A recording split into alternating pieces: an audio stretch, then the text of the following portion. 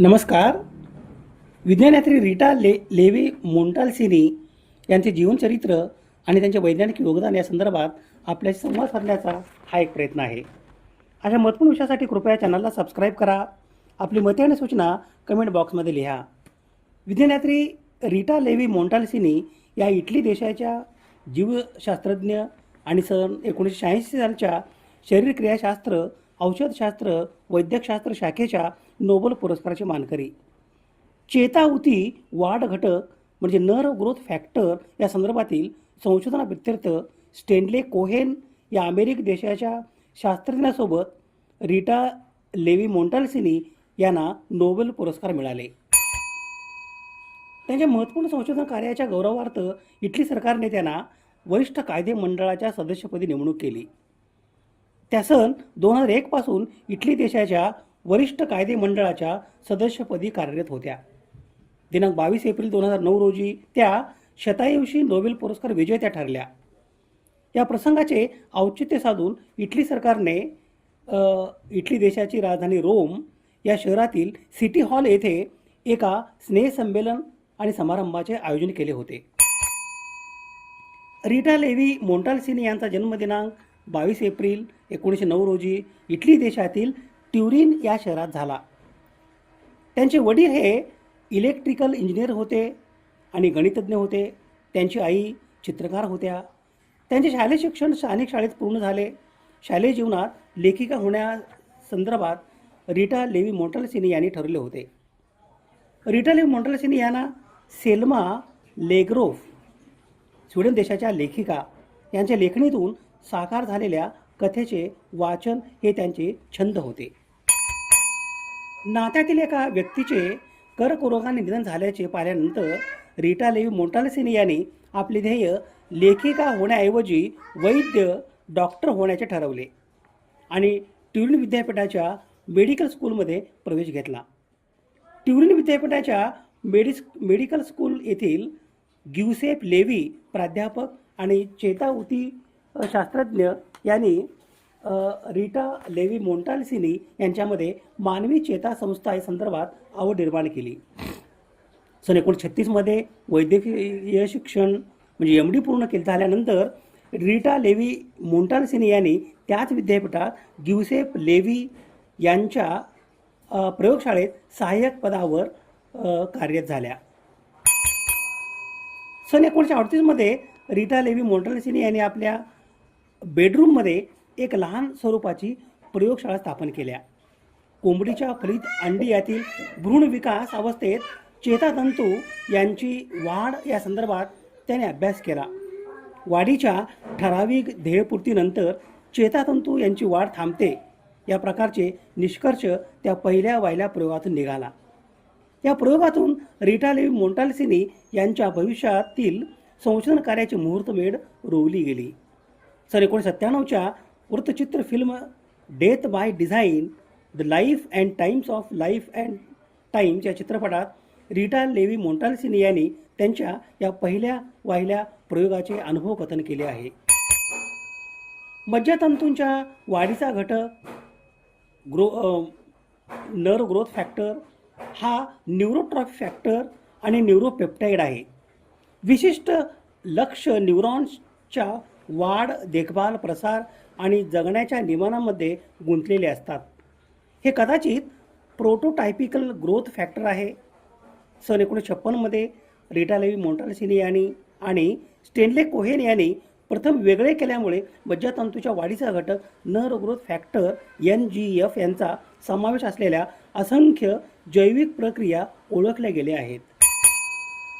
स्वादुपिंडाच्या beta पेशींचे अस्तित्व आणि रोगप्रतिकारक प्रणाली यांचे नियमन हे त्यापैकीच एक आहेत. सुरुवातीला मज्जातंतूंच्या वाढीचा घटक नर्व ग्रोथ फॅक्टर NGF हे 3 प्रथिनांच्या संयुक्त स्वरूपात संयुक्तिका असते.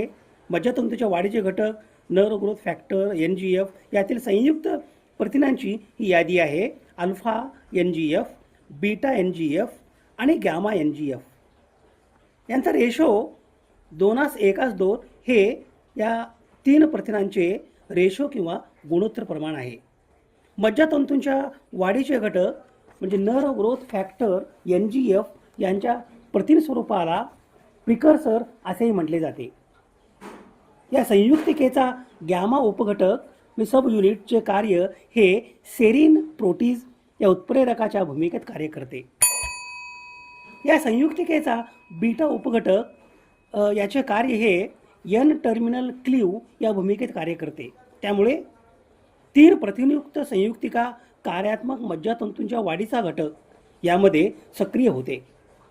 त्याच्या नावाप्रमाणे मज्जातंतूच्या वाढीचे घटक यांचे कार्य प्रामुख्याने वाढ आणि तसेच मज्जातंतू पेशी यांची देखभाल, प्रसार, टिकून राहणे हे आहेत. तथापि अलीकडे अनेक अभ्यासांनी असे सुचविले आहे की न्यूरॉनच्या जीवनचक्राचे नियमन करणाऱ्या मार्गाव्यतिरिक्त या नर ग्रोथ फॅक्टर हे देखील मार्गामध्ये सामील आहेत. सेमिनल प्लाझ्मामध्ये मज्जातंतूंच्या वाढीचे घटक नर ग्रोथ फॅक्टर मुबलक प्रमाणात आढळतात. अलीकडील अभ्यासात असे आढळून आले आहे की हे मज्जातंतूच्या वाढीचे घटक काही सस्तन प्राण्यामध्ये ओव्ह्युलेशन प्रेरित करते. मज्जातंतूच्या वाढीचे घटक सुरुवातीला त्यांच्या विकासादरम्यान केलेल्या कृतीमुळे शोधले गेले, परंतु हे मज्जातंतू वाढीचे घटक आता प्राण्यांच्या संपूर्ण आयुष्याच्या कार्यात सहभागी असल्याचे आढळले आहे. चेतावधी वाढ घटक नर ग्रोथ फॅक्टर या संदर्भातील संशोधनाप्रित्यर्थ 1980 सालच्या शरीरक्रियाशास्त्र, औषधशास्त्र, वैद्यकशास्त्र शाखेचा नोबेल पुरस्कार रीटा लेव्ही मोंटाल्सिनी आणि स्टेनले कोहेन यांना देऊन गौरवण्यात आले. 1990च्या दशकात रीटा लेव्ही मोंटाल्सिनी या मानवी शरीरात रोग अवस्थेत मास्तूल पेशी, मास्ट पेशी, मास्ट सेल्स यांचे महत्त्व सांगणाऱ्या पहिल्या वैज्ञानिक होत्या. 1993मध्ये त्यांनी मास्तूल पेशी, मास्ट सेल यांचे कार्य नियमन करणाऱ्या पामिटोथिलिओमाइड या जैव रासायनिक संयुगाचा शोध लावला. रीटा लेव्ही मोंटाल्सिनी यांच्या संशोधन कार्यातून हा पामिटोमाइड हे जैव रासायनिक संयुग आणि मास्ट सेल्स यांची कार्यप्रणाली संदर्भात मानवी चेतासंस्था यांच्या संशोधन कार्यासाठी एक नवयुगाचा उदय झाला. मास्ट सेल्स किंवा मास्तूल पेशी हे मानवी शरीरातील रोगप्रतिकारक प्रणालीचा एक महत्त्वाचा भाग आहे. हे पेशी संपूर्ण शरीरात उतीमध्ये असतात, विशेषतः त्वचा, फुफ्फुस, आतडे, रक्तवाहिन्यांचे जवळ. मास्ट पेशी शरीर संरक्षणाचे काम करतात. जेव्हा एखादा रोगजनक जीवाणू, विषाणू, परजीवी शरीरात प्रवेश करतो तेव्हा मास्ट पेशी त्याला ओळखतात आणि प्रतिक्रिया देतात. ॲलर्जी झाल्यास मास्ट पेशी हिस्टामाइन आणि इतर दाहक पदार्थ बाहेर टाकतात. यामुळे शिंकणे, खाज येणे, सूज येणे ही लक्षणे दिसतात. संसर्ग किंवा दुखापतीच्या वेळी मास्ट पेशी जळजळ किंवा सूज नियंत्रित करतात आणि जखम भरून येण्यास मदत करतात. या पेशी रक्तप्रवाहात फिरत नाहीत, तर शरीरातील उतीमध्ये सेंटिनल म्हणून राहतात. ह्या पेशी पहारेकरीसारखी काम करतात. काही वेळा मास्ट पेशी गरजेपेक्षा जास्त सक्रिय होतात आणि विनाकारण हिस्टामाइन सोडतात, ज्यामुळे ॲलर्जीसारखे गंभीर विकार उद्भवू शकतात. या स्थितीला मास्ट सेल सक्रियकरण सिंड्रोम असेही म्हणतात.